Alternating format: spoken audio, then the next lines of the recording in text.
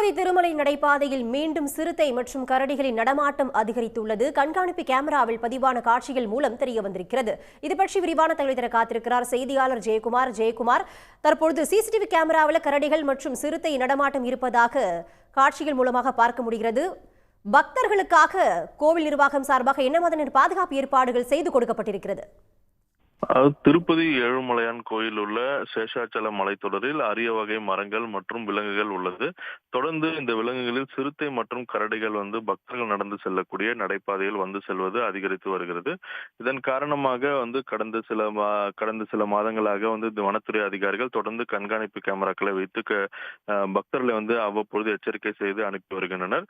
ஏற்கனவே சிறுத்தை தாக்கியதில் ஒரு சிறுமி உயிரிழந்த நிலையில் ஒரு சிறுவன் படுத்த காயங்களுடன் மீட்கப்பட்டார். இந்த சம்பவத்தை தொடர்ந்து 6 சிறுத்தைகள் கூண்டு வைத்து பிடிக்கப்பட்டு 2 வனப்பகுதியில் விடப்பட்ட நிலையில் 1 விசாகப்பட்டினத்திலும் மற்ற 3 திருப்பதியில் உள்ள உயிரியல் பூங்காவில் வைக்கப்பட்டு தொடர்ந்து கண்காணிக்கப்பட்டு வருகிறது.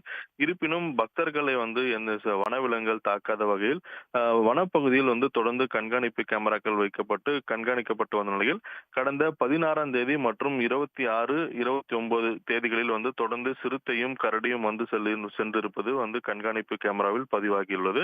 இந்த காட்சிகளின் அடிப்படையில் வனத்துறை அதிகாரிகள் எச்சரிக்கை செய்யப்பட்டு இரவு நேரங்களில் செல்லக்கூடிய பக்தர்கள் மற்றும் பகல் நேரத்தில் கூட செல்லக்கூடிய பக்தர்கள் கூட்டமாக செல்ல வேண்டும் என்று அறிவுறுத்தப்பட்டு வருகின்றனர். மேலும் பக்தர்கள் திருப்பதியிலிருந்து திருமலைக்கு செல்லும் பொழுது அவர்களுக்கு கைத்தறி வழங்கப்பட்டு வருகிறது. வனவிலங்குகள் ஏதாவது வந்ததுனால் அதனை தற்காத்துக் கொள்வதற்காக இந்த கைத்தறி வழங்குவதாக வனத்துறை அதிகாரிகள் தெரிவித்துள்ளனர்.